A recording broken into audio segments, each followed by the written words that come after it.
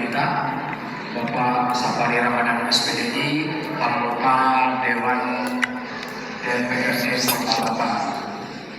Dari tidak sekaligus Ketua DPD PAN Kota Batam. Sekali lagi kita minta waktunya kepada beliau untuk di tempat kami persilakan. Assalamualaikum warahmatullahi wabarakatuh.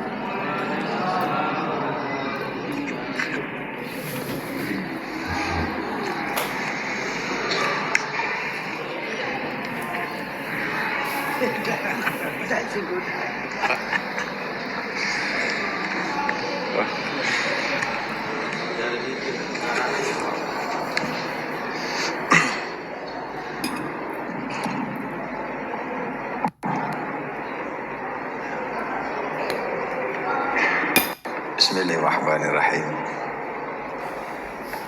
Assalamualaikum warahmatullahi wabarakatuh.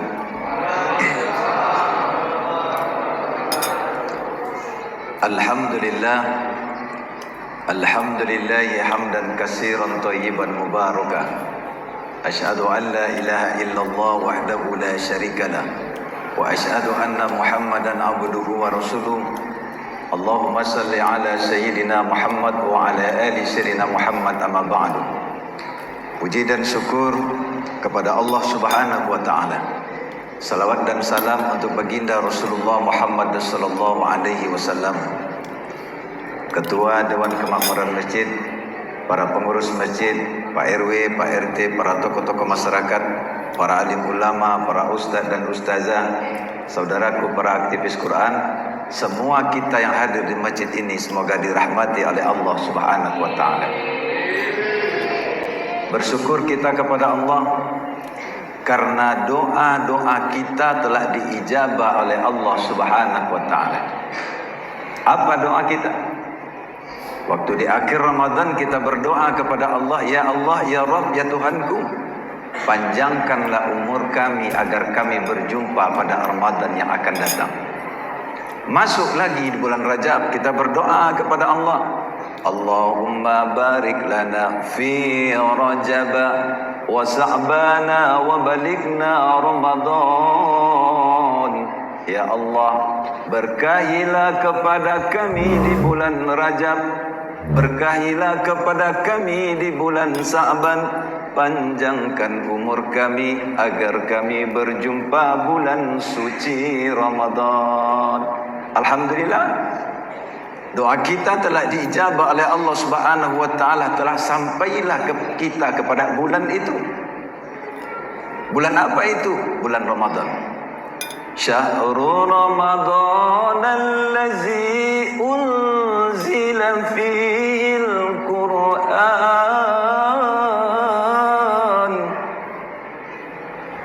hudan linnasi wa bayyinati minal huda wal furqan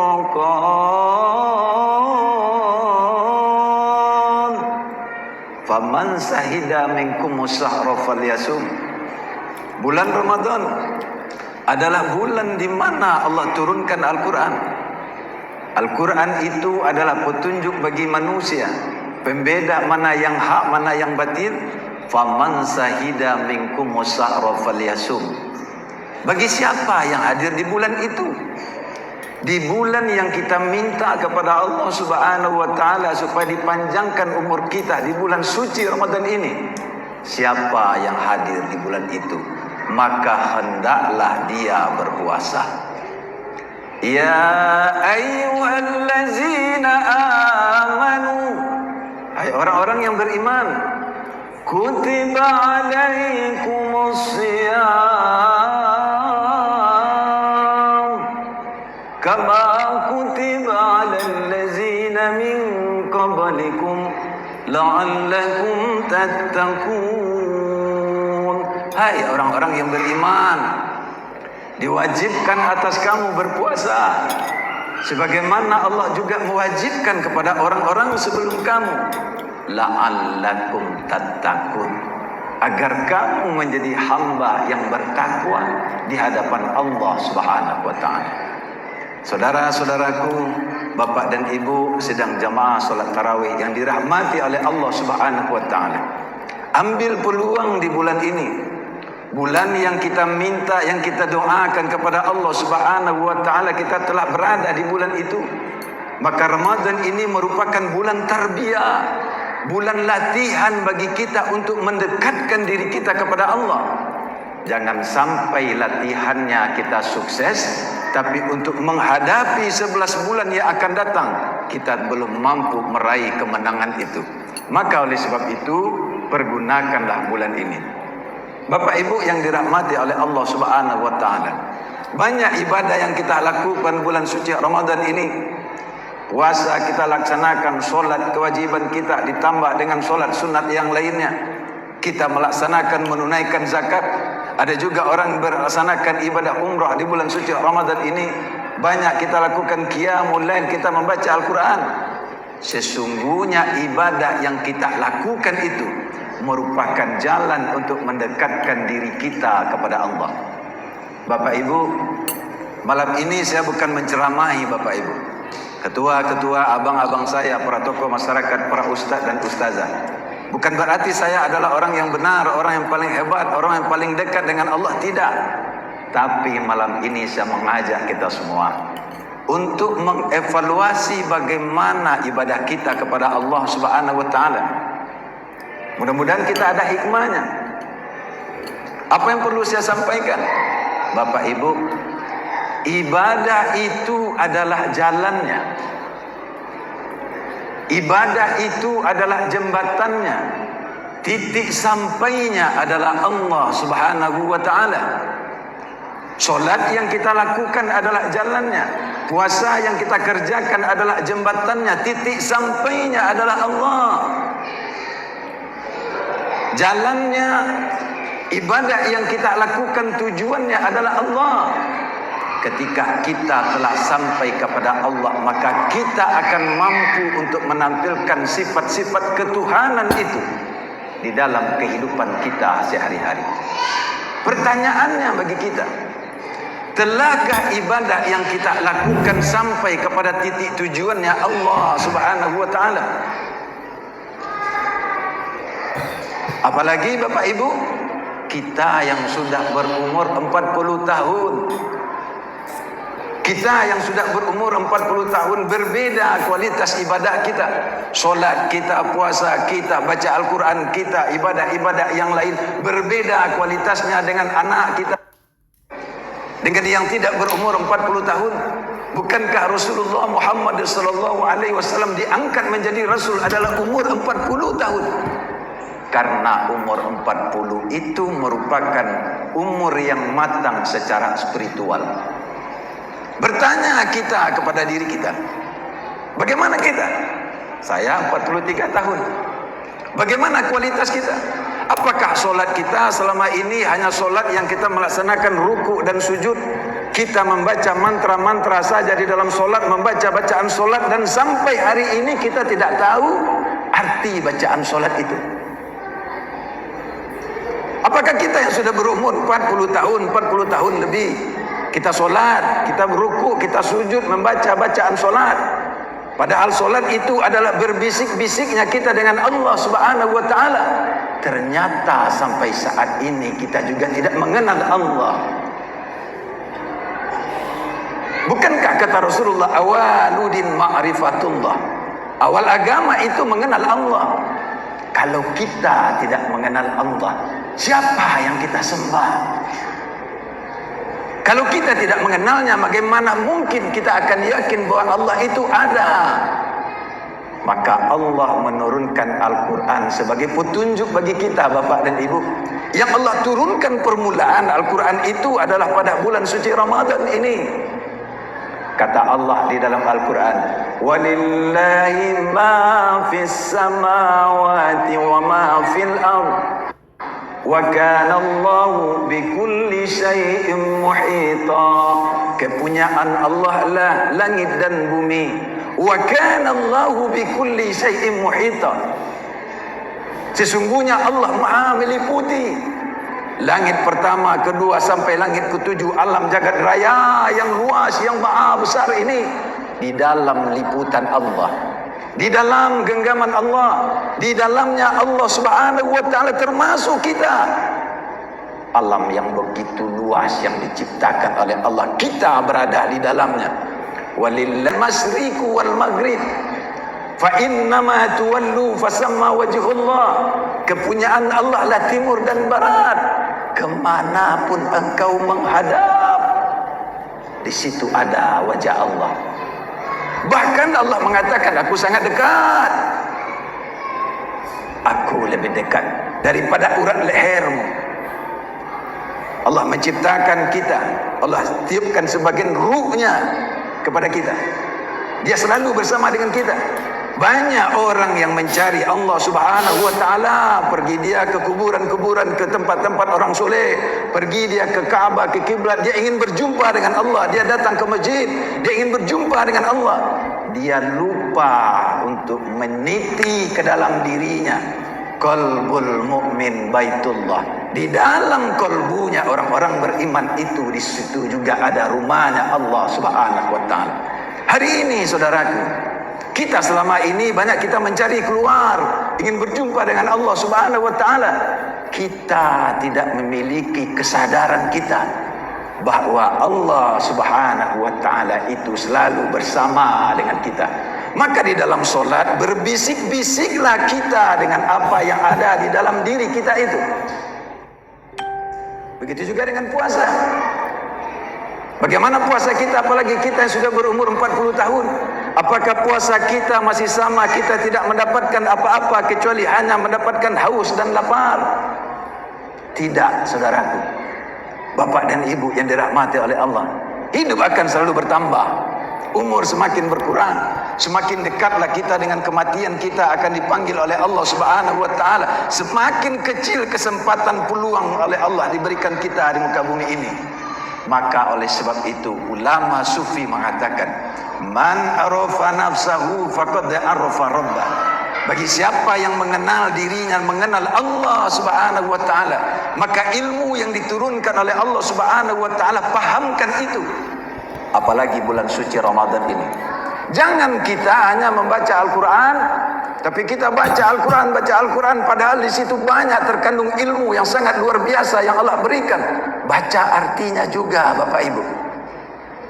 Hari ini Bapak dan Ibu yang dirahmati oleh Allah Subhanahu wa taala, saya ingatkan lagi, ibadah itu adalah jalannya, titik sampainya adalah Allah. Ibadah itu adalah jembatannya, titik sampainya adalah Allah. Banyak kita hari ini yang beribadah kepada Allah belum sampai titik sampainya kepada Allah, tapi baru sampai di jembatan-jembatannya, baru sampai di jalannya saja. Orang yang beribadahnya baru sampai di jembatannya, baru sampai di ibadahnya. Mereka melihat sesuatu hanya saja. Kalau melihat orang yang pakai sorban, yang pakai jubah, dikira itu ustaz, ulama, orang soleh, orang hebat, tidak berdosa. Bapak Ibu yang dirahmati oleh Allah, kesolehan kita di hadapan Allah Subhanahu wa taala bukan karena kita rajin sholat. Kesolehan kita di hadapan Allah bukan karena kita rajin puasa. Kesolehan kita, prestasi kita di hadapan Allah bukan karena seringnya kita melaksanakan haji dan umrah. Kesolehan kita, prestasi kita di hadapan Allah Subhanahu wa taala adalah ketika kita selesai melaksanakan sholat, kita menjadi pribadi yang lebih baik, kita menjadi pribadi yang dermawan, kita menjadi pribadi yang penyabar, kita menjadi pribadi yang menebarkan kebaikan, kita menjadi pribadi yang menebarkan cinta dan kasih sayang. Ketika kita telah melesaikan sholat, kita masih marah, kita masih dendam, kita masih berburu sangka, kita masih iri dan dengki, berarti ibadah kita belum sampai kepada Allah Subhanahu wa taala, tapi baru hanya sampai di jembatannya saja. Maka oleh sebab itu Bapak dan Ibu, Ramadan ini merupakan tarbiyah sebagai bulan pendidikan kita, bagaimana jalannya kita mampu mendekatkan diri kita kepada Allah Subhanahu wa taala. Satu lagi Bapak Ibu, mohon maaf, saya sampaikan kepada Bapak dan Ibu. Banyak kita hari ini Bapak Ibu, kita solat, tujuannya bukan Allah lagi. Walaupun mulutnya berkata usalli fardhu subuhi lillahi ta'ala, usalli fardhu zuhri lillahi ta'ala, nawaitu sauma ghadin an adai fardhu sahri ramadhani lillahi ta'ala. Walaupun dia mengatakan bahwa hidupku, ibadahku, inna salati wa nusuki wa mayaya wa mamati lillahi rabbil alamin, semuanya karena Engkau ya Rabb, tapi kenyataannya tidak. Kenapa tidak Bapak Ibu? Betapa banyak kita yang hari ini kita solat yang kita harapkan adalah pamberi. Kita solat yang kita harapkan adalah pahala. Bagi siapa yang solat subuh dia mendapatkan pahala. Bagi siapa baca Al-Quran dia mendapatkan pahala. Kita kumpulkan pahala itu. Setelah itu kita minta ganti dengan surganya Allah Subhanahu wa ta'ala. Kita ibadah kita pamberi, solat kita pamberi supaya diberikan oleh Allah pahala, puasa kita pamberi supaya diberikan oleh Allah pahala. Kita kumpulkan pahala itu, kita minta ganti kepada Allah dengan surganya yang juga Allah berikan. Bapak Ibu yang dirahmati oleh Allah. Tapi kalau orang yang telah mengenal dirinya dan telah mengenal Allah Subhanahu wa ta'ala, bahwa dia tahu dia datang dari Allah, dia kembali kepada Allah, dari mana dia sedang kemana, dia akan kemana tujuan kehidupannya, bahwa dia tahu bahwa ini tidak ada, dia ini diangkat oleh Allah Subhanahu wa ta'ala. Maka kalimat itu Bapak Ibu, la ilaha illallah, tidak ada Tuhan melainkan Allah. La ilaha illallah, tidak ada semua ini kecuali yang ada itu Allah. Kita ini tidak ada Bapak Ibu, yang ada itu cuma Allah. Wal awalu wal akhiru wa zahiru wa batinu, dia yang awal, dia yang akhir, dia yang zahir, dia yang batin, dia yang nampak, dia yang tidak nampak. Semuanya ini merupakan adalah eksistensi Allah Subhanahu wa ta'ala. Kalau orang yang telah mengenal dirinya, mengenal Allah, dia beribadah, tujuannya bukan pahala, tujuannya bukan surga. Bapak Ibu, mohon maaf, ketika kita diberikan kesehatan oleh Allah, kita datang dari Allah Bu, kesehatan kita dari Allah Pak.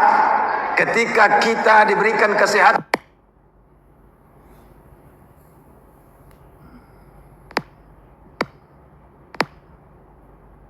selesai kita solat, kita minta pula pahalanya kepada Allah. Ketika kita minta pahalanya, kita minta pula gantinya surga kepada Allah.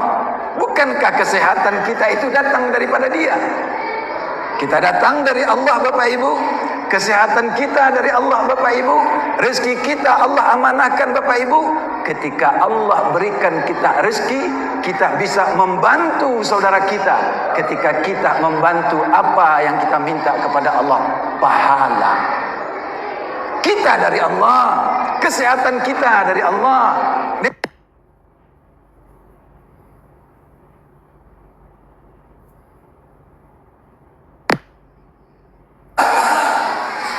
Kita minta pula surga kepada Allah, surga. Padahal kita dari Dia.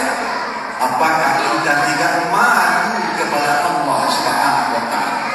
Harusnya kita yang mengenal diri kita dan mengenal Allah Subhanahu wa ta'ala, bukan minta pahala, bukan minta surga, bukan pamrih, tapi kita berterima kasih, bersyukur kepada Allah. Ya Allah, terima kasih ya Allah, Engkau berikan kesehatan. Ya Allah, terima kasih ya Allah, Engkau manahkan kelebihan harta.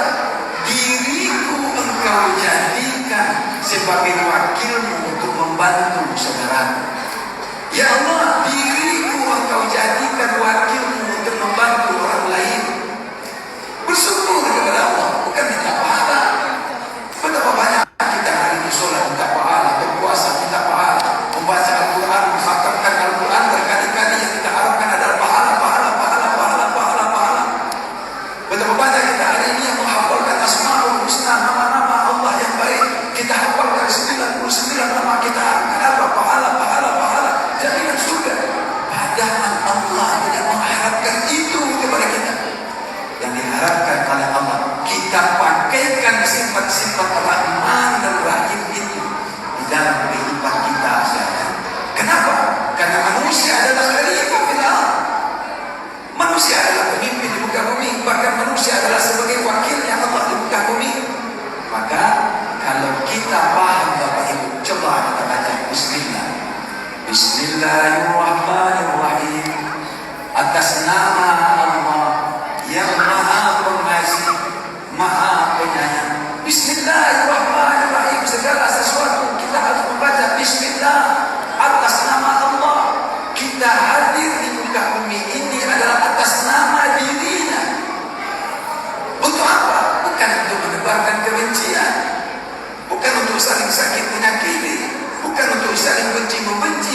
saling bunuh membunuh.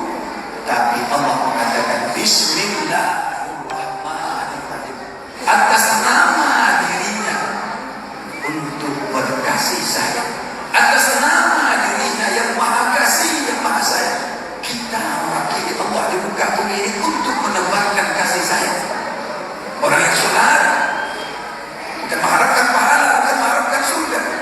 Ketika selesai melaksanakan sholat, ketika dia selesai beribadah, dia berkasih sayang di rumahnya, berkasih sayang dengan tetangga, berbuat kebaikan dimanapun mereka berada. Maka mereka menjadi hamba yang terbaik di hadapan Allah, yakni hamba yang memberikan manfaat bagi seluruh alam semesta. Mungkin itu saja yang dapat kami sampaikan pada kesempatan waktu yang sangat singkat ini.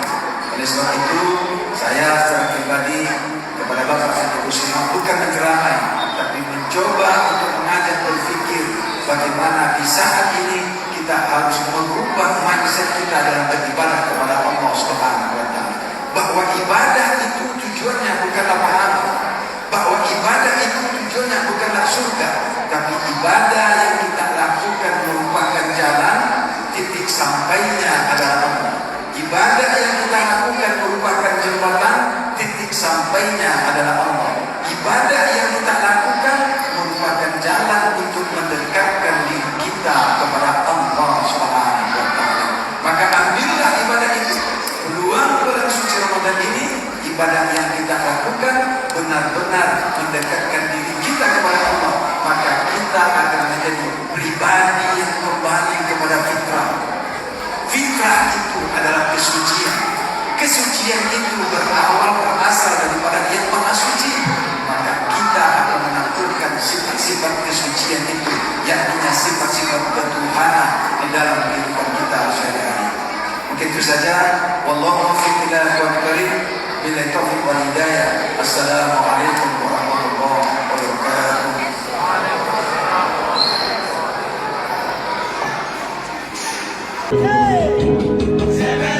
Kita matahari dan rembulan malam bersujud kepada